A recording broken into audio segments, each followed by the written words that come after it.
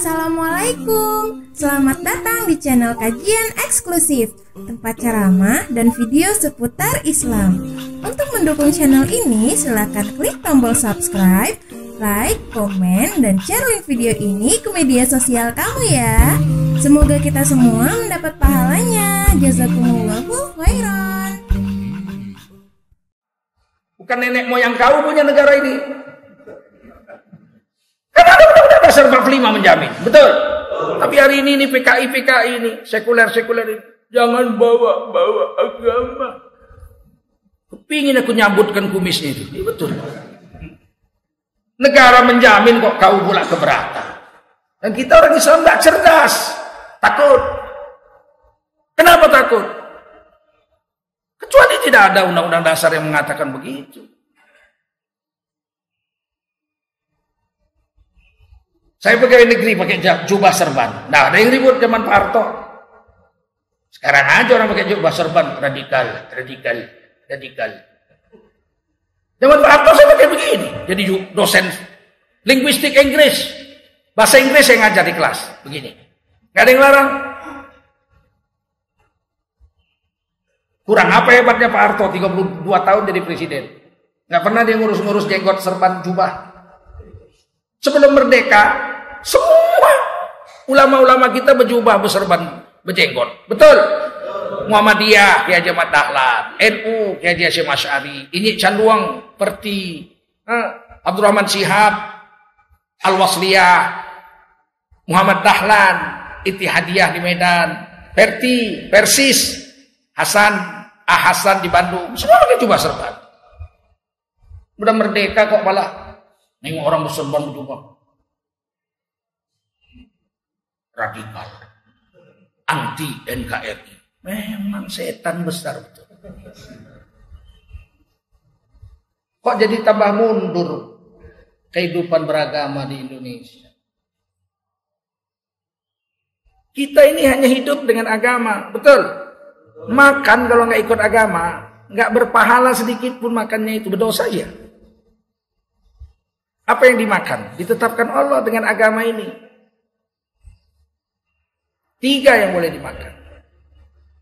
Kulu mimma fil ardi, makanan yang ada di bumi. Jangan mimpi mau makan yang ada di langit. Nggak dapatmu. Meskipun ada manusia yang pernah makan makanan dari langit. Siti Maryam misalnya, makanan dari langit. Beliau dikurung dalam rumah, dikunci kamarnya oleh Nabi Zakaria. Jam makan Nabi Zakaria datang bawa makan, diajari kitab Taurat, diajari sholat pagi dan petang. Kunci lagi. Gadis pingitan gak pernah dilihat laki-laki dan tak pernah melihat laki-laki. Kecuali mahramnya lah Nabi Zakaria. Amannya. Suatu hari Nabi Zakaria lupa bawa makanan.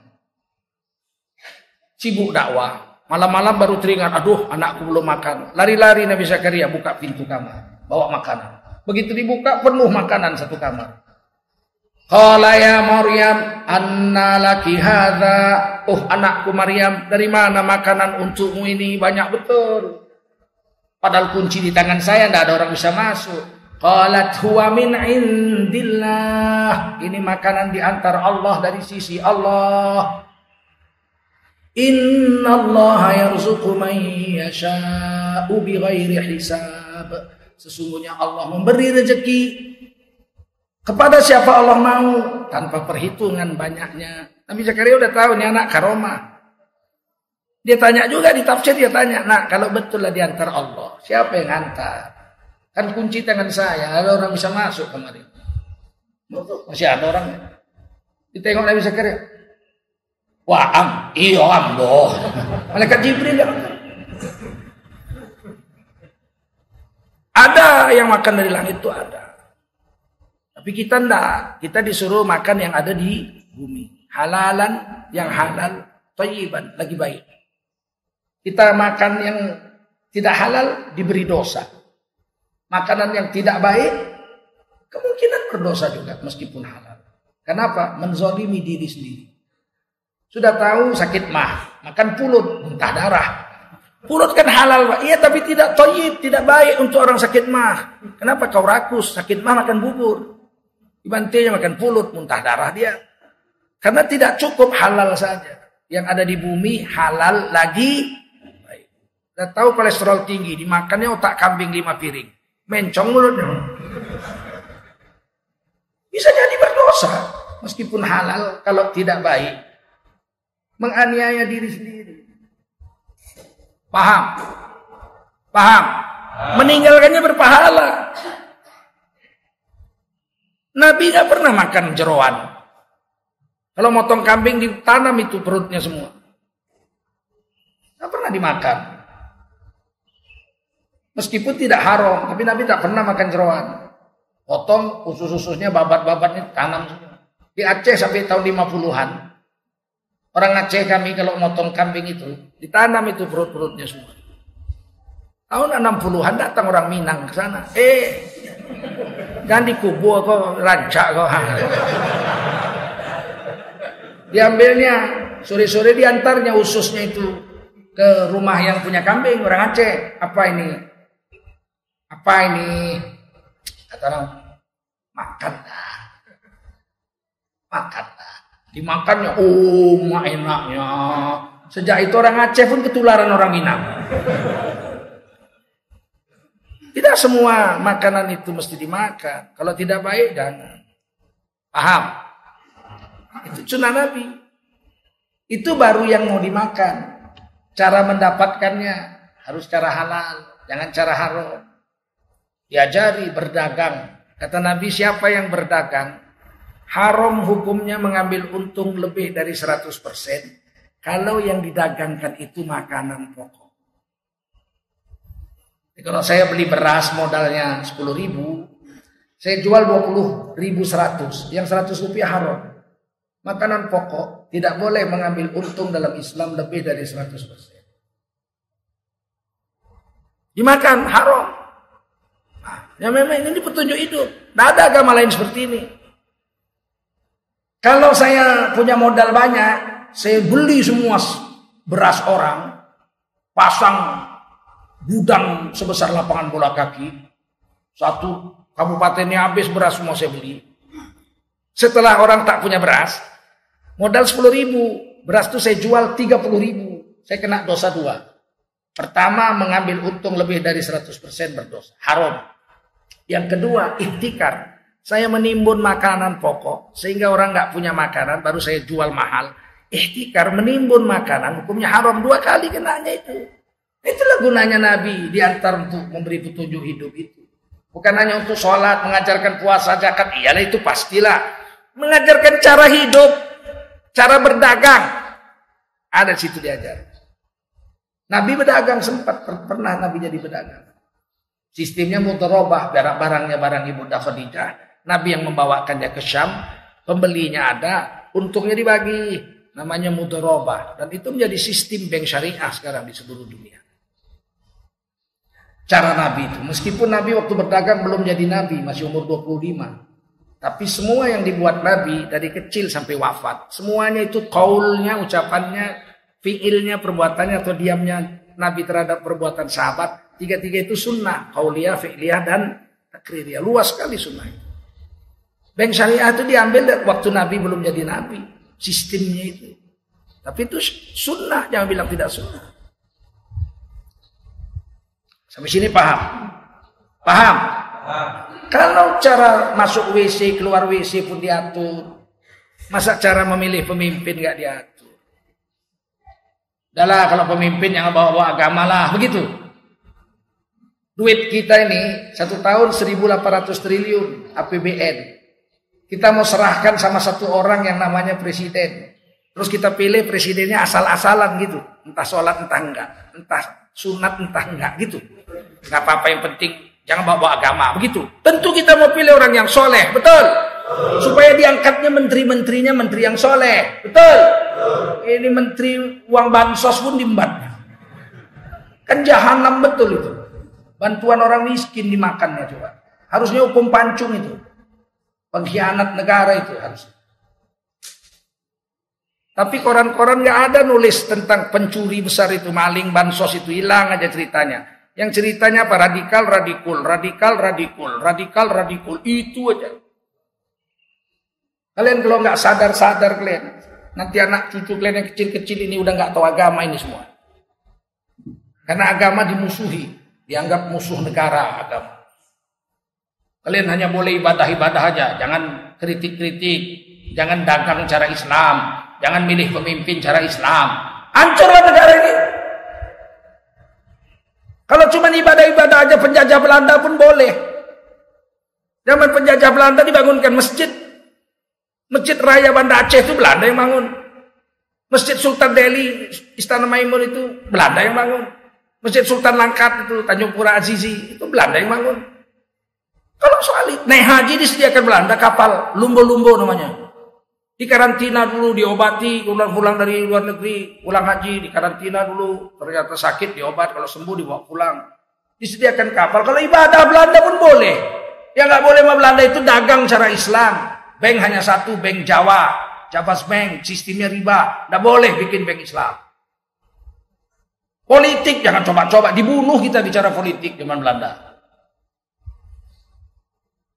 Kalau kita sekarang nggak boleh berpolitik cara Islam, lebih parah dari penjajah Belanda lah, sama paling enggak. Apa pula? Kan hak kita itu. Dijamin oleh negara kita. Betul? Oh, dilarang-larang. Apa kita berpolitik itu harus jadi orang PKI semua? Atau jadi orang sekuler semua baru boleh? Kalau bawa Islam nggak boleh, begitu? Ya nanti jadi negara Suriah. Kepala atok kau, negara Suriah. Siapa pula mau menjadikan Indonesia negara Suriah? Ya nanti berperang pak, bunuh-membunuh. Senjata dipegang TNI sama polisi kok. Kalau mau perang orang Indragiri sama orang Indragiri Hilir sama orang Indragiri Hulu mau perang, senjatanya pakai apa? Pakai ludah. Begitu. Banyak kali cakapmu. Menuduh orang Islam jahat aja. Tidak ada negara Islam menzalimi orang lain agama. Betul? Coba cari negara yang mayoritas orang Islam, orang yang minoritas dizalimi di situ. Cari, ada nggak? Ada? Nggak ada. Tapi negara yang tidak Islam semuanya menzalimi orang Islam. Israel menzalimi orang Islam. Myanmar, Buddha menzalimi orang Islam. India, Hindu menzalimi orang Islam. Negara-negara Kristen menzalimi orang Islam. Di Perancis perempuan pakai kerudung aja didenda sekarang. Didenda, nggak boleh pakai kerudung. Telanjang boleh, itu kebebasan hak asasi manusia. Siapa bilang Islam menekan orang? Nggak ada negara Islam menekan orang Islam. Orang-orang non-Islam ditekan di negara Islam, nggak ada. Tapi hari ini asal udah bicara Islam, kita dianggap mau menukar NKRI. NKRI ini berdiri orang Islam yang bikin 90%. Betul? Ini rusak cara berpikir ini. Yang sialnya orang Islam ikut-ikut. Ulama-ulama Islam ada pula yang ikut-ikut. Pemimpin itu tidak boleh dikritik. Jadi membebek aja kau sama dia. Hah? Kalau salah ya kita kritik. Dijamin Undang-Undang Dasar 45 pasal 28. Kita boleh berkumpul dan mengeluarkan pendapat. Boleh. Nggak setuju aku dengan SKB 3 menteri. Nggak boleh. Tangkap. Dilindungi pasal 28 Undang-Undang Dasar 45. Saya tidak setuju dengan SKB 3 menteri yang baru terbit ini. Kenapa termunculkan yang nggak setuju? Karena memberi kesempatan kepada siswi-siswi yang muslimah untuk mematuhi Allah boleh pakai kerudung dari SD sampai SMA 12 tahun. Pakai kerudung boleh, nggak boleh dilarang, tapi tidak boleh diwajibkan pakai kerudung siswi-siswi yang ada di sekolah negeri. Artinya kan dua itu. Mau mentaati Allah pakai kerudung 12 tahun dari SD sampai SMA boleh. Mau buka aurat membangkangi Allah dan Rasulnya 12 tahun pakai rok mini boleh. Ini kan bahaya ini. Berarti sekolah di negara kita ini tidak Pancasila. Tidak berketuhanan Maha Esa. Kenapa? Memberi kesempatan muslimah-muslimah untuk membuka auratnya nggak boleh dilarang. Diwajibkan nggak boleh, dilarang nggak boleh. Itu terserah saja. Kalau dia mau pakai kerudung, silakan. Kalau dia mau pakai rok pendek, silakan. Itu bukan pendidikan itu. Pendidikan itu tidak boleh dipaksa. Loh, pendidikan itu memaksa. Memaksa anak didiknya untuk baik dipaksa. Nabi mengatakan mendidik itu dipaksa. Muru auladakum bis shalah wa hum abna'u sab'i sinin. Perintahkan anakmu untuk sholat umur 7 tahun. Wadribuhum wa hum abna'u ashrin. Pukul anakmu itu kalau enggak sholat ketika usia 10 tahun. Kan dipaksa itu. Laki-laki umur 10 tahun belum akil baligh, belum wajib sholat. Betul. Tapi kenapa dipukul? Karena sudah 3 tahun diajari. Boleh dipaksa anak kita. Namanya mendidik. Anak kita wajibkan puasa Ramadan. Nangis-nangis dia, lapar lapar. Sama, mama juga lapar juga. Makan sabar kau nak. Ini perintah Allah. Dipaksa dia puasa. Itu kan mendidik. Betul? Nggak boleh tangkap. Melanggar hak asasi manusia. Menyiksa anak. Penjara gitu. Cabut kumis kau nanti. Seenakmu aja kau. Nggak bisa kita melawan Nabi. Betul? Anehnya. Pakai kerudung, pakai jilbab. Boleh. Tapi jangan diwajibkan. Kalau dia sekolah nggak pakai jilbab. Boleh juga. Kan berarti dua itu. Mau mentaati Allah boleh, mau membangkang Allah boleh. Bukan pendidikan namanya itu. Ya yang penting kan jangan dipaksa Pak. Mendidik nggak boleh dipaksa. Kenapa pakai pakaian seragam kau paksa? Kenapa anak sekolah itu harus pakai baju seragam? Biarkanlah dia pakai baju suka hatinya. Pakai celana monyet, pakai daster. Kenapa dilarang?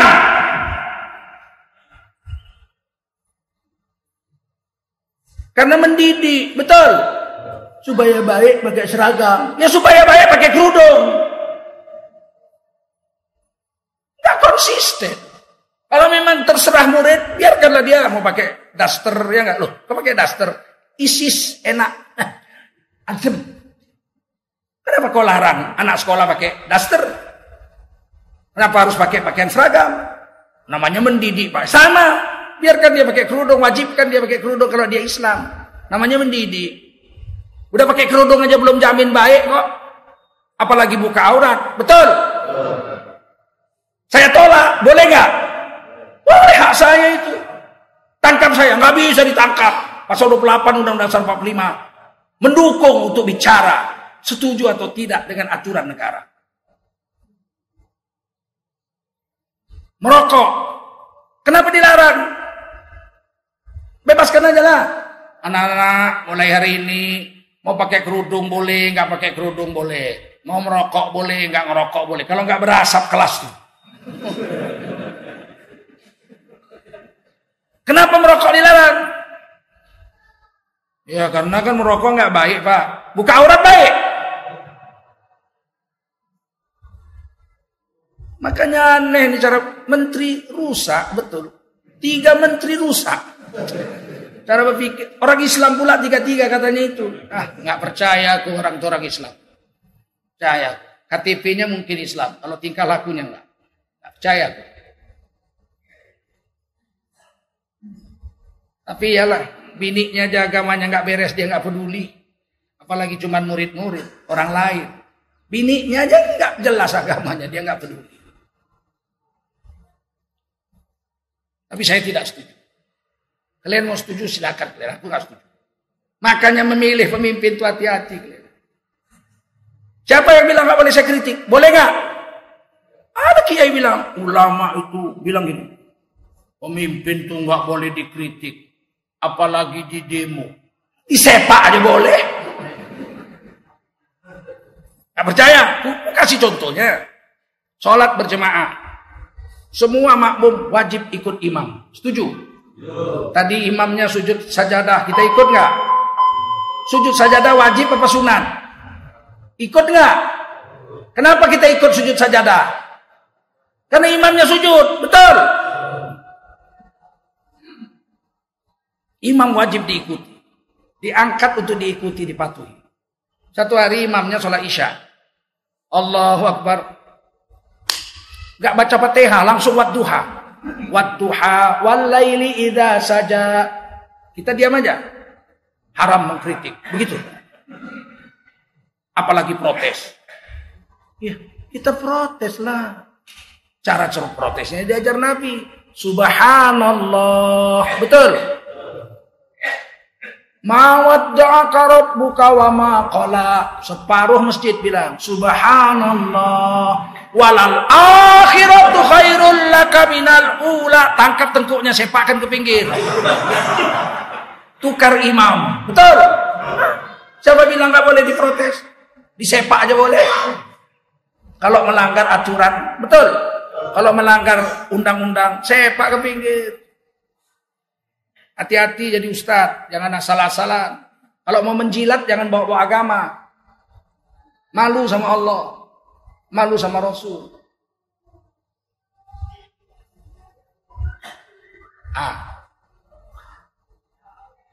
Jangan cari petunjuk di luar Nabi, nggak manfaat. Kita masuk WC 9 petunjuk Nabi. 8 sunat, 1 wajib. Tutup kepala masuk WC. Karena setan tidurnya di WC. Setan tuh tinggalnya di WC. Dikencingi orang yang masuk WC nggak tutup kepala. Otaknya bekarat. Tutup kepala. Langkahkan kaki kiri. Sudah 2 hasanah, 20 pahala. Baca doa, Allahumma inni a'udzubika minal khubuthi wal khaba'ith. Ya Allah, sesungguhnya aku berlindung kepadamu dari setan jantan dan setan betina. Memang di situ tempatnya. Kemudian jongkok waktu buang air kecil. 4 hasanah, 40 pahala. Kemudian istibrok waktu buang air kecil. 5 hasanah, 50 pahala. Kemudian istinja, cuci dengan air. Wajib hukumnya. Sunnah Nabi tapi wajib. Bukan sunat. Sunnah Nabi tapi sunnah Nabi ada yang sunat, ada yang wajib. Sudah 6. Tutup aurat, jangan dengan dilihat orang aurat kita waktu keluar WC. Sudah rapi. 7. 70 pahala. Langkahkan kaki kanan keluar WC. 8 hasanah, 80 pahala. Baca doa setelah keluar. Alhamdulillahilladzi adhaba anil adza wa afani. Maka selama di WC dia dapat 9 hasanah, 90 pahala. Bisa aja kita masuk WC cara Jet Li. Sambil salto. Tapi manfaatnya nggak ada apa-apa. Silap-silap terpeleset, kepalanya duluan masuk lubang. Pahala nggak ada, walaupun tidak haram. Betul. Sekarang kita mau pilih cara Nabi atau cara orang lain. Betul. Pilih anggota DPR, pilih yang soleh apa pilih yang bayar? Diam kalian. Pilih bupati yang soleh apa yang bayar? Omong kosong aja kita ini beragama Islam. Kita ini bukan ikut agama, kita ikut nafsu kita. Ikut kepentingan syahwat kita, bukan kepentingan agama. Agama kita pinggirkan, yang penting kepentingan kita lolos. Malu sama Allah mati, bahaya kalian. Yang kedua, wadinil haq. Nabi Muhammad diutus membawa agama yang paling betul. Ada agama, banyak agama. Dalam Quran banyak agama. Yahudi agama, Nasrani agama, Sobiin agama. Betul. Tapi Islam yang paling betul. Liyudhirahu 'alad dini kulli. Untuk dipertunjukkan kepada agama lain bahwa Islamlah agama yang paling sempurna. Walau karihal musyrikun. Walau penyembah banyak Tuhan benci kepadamu, ada urusan. Tunjukkan sama mereka Islam paling hebat. Tapi hari ini nggak sadar orang Islam otaknya diracun. Kita nggak sadar ditukar otak kita ini benci dengan Islam. Nggak sadar kita. Nikah itu sunnah apa enggak? An-nikahu sunnati faman raghiba an sunnati falaisa minni. Nikah itu sunnahku, siapa benci dengan nikah bukan umatku. Baru-baru ini ada ulama, mantan ketua Muhammadiyah, abang saya lah, yang mengkader saya. Saya kader Muhammadiyah. Meskipun saya bermadzhab Syafi'i. Nikah Bang Din Samsudin. Ribut se-Indonesia. Udah tua kok kawin, udah tua kok nikah. Ya, nikah itu syariat Islam, betul. Kok kau benci syariat Islam, benci nikah, dicoret dari umat Nabi. Falaisa minni, bukan umat Nabi kau. Orang Islam kok ribut. Profesor Din Samsudin nikah. Udah tua kok nikah. Nabi Muhammad umur 63 masih nikah. Haji wada Nabi Muhammad nikah. Maharnya segantang korma. Maimunah nggak salah istrinya namanya. Wafat 6 kilometer dari kota Mekah menuju Madinah. Dikuburkan di pinggir jalan raya itu. Sampai sekarang masih ada kuburnya situ. Umur 63 Nabi masih nikah. Kenapa Din Samsudin umur 63 nikah diributi? PKI. Agim cerai, ribut. Ulama kok cerai? Kalau cerai kenapa? Kan cerai di Islam. Atau laku maratan. Cerai itu 2 kali. Betul. Quran yang bilang. Betul. Betul. Jadi kenapa ribut? Dia yang tahu urusan rumah tangga dia. Bukan kita. Ulama itu nggak boleh cerai. Walaupun istrinya jahat. Harus dibina. Banyak kali cakap kau. Nabi Ismail menceraikan istrinya. Disuruh Nabi Ibrahim. Ganti kosen pintu kau ini. Udah nggak bagus ini. Cerai. Betul. Salah Nabi Ismail. Salah Nabi Ibrahim menceraikan istrinya itu.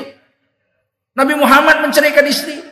Nabi pernah menikahi Hafsah binti Umar bin Khattab. Kemudian diceraikan ini anak Sayyidina Umar ini. Kemudian dirujui Nabi. Nikah syariat Islam. Cerai syariat Islam. Rujuk syariat. Kenapa benci? Orang nikah diributi.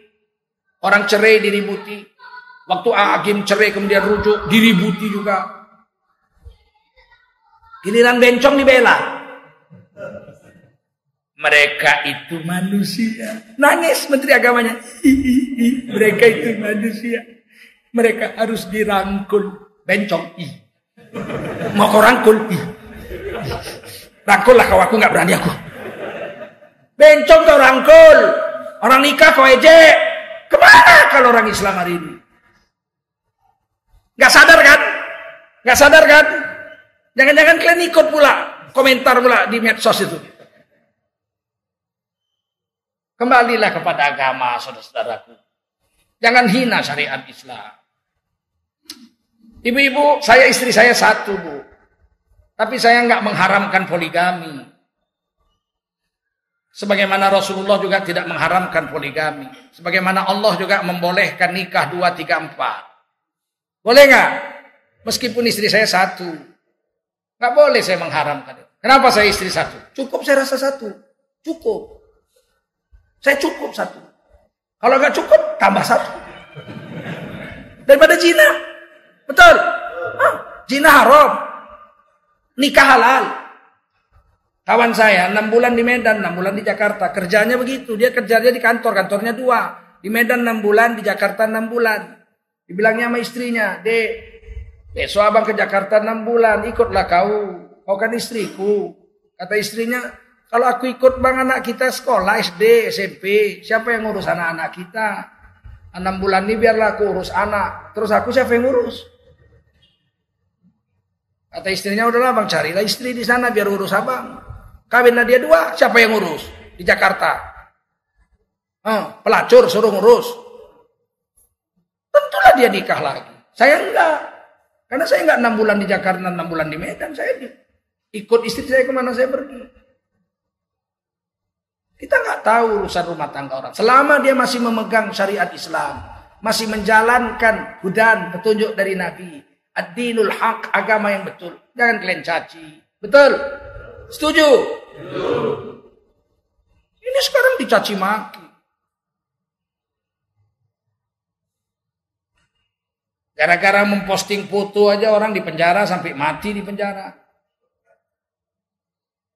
Padahal kalaupun menghina, kan cukup kita maafkan aja, ya enggak? Foto saya berapa banyak dibikin? Macam-macam, kamu jadi bencong lah, pakai pincu lah. Alah, saya anggap angin lalu aja, banti kau lah. Kalau saya kau hina sampai mulutmu robek, peduli amat aku. Tak jadi hina aku gara-gara kau hina. Tapi jangan coba-coba agama aku kau hina, aku terekam lehermu. Betul? Maafkan aja selesai. Sampai mati di penjara gara-gara memposting foto aja. Giliran orang-orang yang menghina agama, diam dia. Diterimanya, dimaafkannya. Ada ustadz datang minta maaf sama dia, diterimanya. Ustadz itu bilang Nabi itu ya biasa-biasa mawon. Yang nang mekai kono jambu ya Nabi bakal melu nyolong jambu barang. Dibilangnya begitu. Nabi itu biasa aja. Waktu kecil juga liar, dipelihara sama kakeknya, nggak terurus. ingusan, matanya betaik mata, belean. Nah, terus Nabi itu kalau di Mekah ada jambu, pasti Nabi ikut mencuri jambu juga bersama kawan-kawannya. Dimaafkannya. Posting foto, tangkap. Kenapa mesti benci sama orang Islam? Kalau khilafiyah memang adalah sampai dari zaman Nabi sampai kiamat, mana bisa hilang khilafiyah itu. Betul? Betul? Nah, zaman Nabi ada khilafiyah. Zaman Nabi, kata Nabi, ini rombongan berangkat, kalian jangan sholat asar, melainkan setelah sampai di kampung Bani Quraidah. Jalanlah, udah masuk waktu asar. Berhenti rombongan, sebagian sholat. Kata sebagian lagi, kata Nabi, tidak boleh sholat asar melainkan di kampung Bani Quraidah. Itu maksud Nabi, kalau belum masuk waktu, kita buru-buru ke sana supaya asar sudah di sana. Tapi kan kita terlambat. Sekarang udah masuk waktu asar. Inna sholata kanat alal mu'minina kitaban mauquta. Sholat pada waktunya, sholat. Sebagian nggak mau, kami nggak mau. Awajalah sholat. Sebagian sholat karena udah masuk waktu. Sebagian lagi nanti aja nunggu sampai di kampung Bani Quraidah. Pisah dua. Sampai ke Madinah ngadu. Kata Nabi bagus, dua-duanya dibiarkan Nabi. Karena dua-duanya sholat. Paham? Dua-duanya sholat. Yang satu pada waktunya, yang satu setelah sampai Bani Quraidah, kampung Bani Quraidah. Gak ada orang tuh musuh-musuhan. Gara-gara itu asal jumpa buang muka. Gak usah. Kadang-kadang kita ini gara-gara hal yang kecil musuh-musuhan. Saya pernah duduk sholat. Assalamualaikum warahmatullahi wabarakatuh. Assalamualaikum warahmatullahi wabarakatuh. Di sebelah saya salam. Julurkan tangan, nyalam. Saya terimalah. Masa disalam dibuang. Yang sebelah kiri disalam di tepisnya. Main tepis pula kawan. Selesai sholat dibilang bid'ah itu tahu. Kok bid'ah? Sholat itu kan dimulai dengan takbiratul ihram dan niat. Diakhiri dengan kan udah selesai. Assalamualaikum. Udah nggak sholat lagi. Mau garuk kuping, mau garuk hidung, mau salaman, mau ke kamar mandi, buang air kecil. Kan udah selesai sholat, betul. Mau zikir, menjalankan sunnahnya, silakan aja. Yang bid'ah itu kalau dalam sholat, Allahu Akbar. Nah itu baru bid'ah, betul. Menambah-nambah ibadah, betul nggak? Udah assalamualaikum, ngapainlah berantem. Walaupun mau dinasehati, nasehati aja. Selesai salam. Lain kali nggak usah kau salam. Aku kepingin zikir. Terganggu zikirku gara-gara kau salam. Kan bagus begitu. Ya udah nggak mau kau salam, besok nggak aku salam lagi. Selesai. Tapi dia menjalankan sunnah. Ma min muslimaini yaltaqiyani wa yatasafahani illa ghufira lahuma qabla an yatafarraqa. Itu hadis sahih Al-Hakim. Tidaklah dua orang Islam jumpa berjabatan tangan, maka gugurlah dosa keduanya sebelum tangannya lepas. Ya tapi kan nggak mesti habis sholat. Ya, habis berak aja boleh, apalagi habis sholat. Kan sudah habis, paham? Sudah habis sholat. Kenapa lah dicaci saudara kita? Biar aja lah. Gara-gara kunut subuh, bid'ah itu. Bikin masjid baru.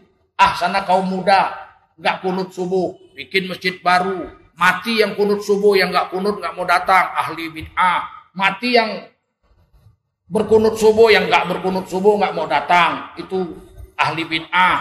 Giliran Ateng si Asyeng mati, dua-dua datang. Apa ini hari ini?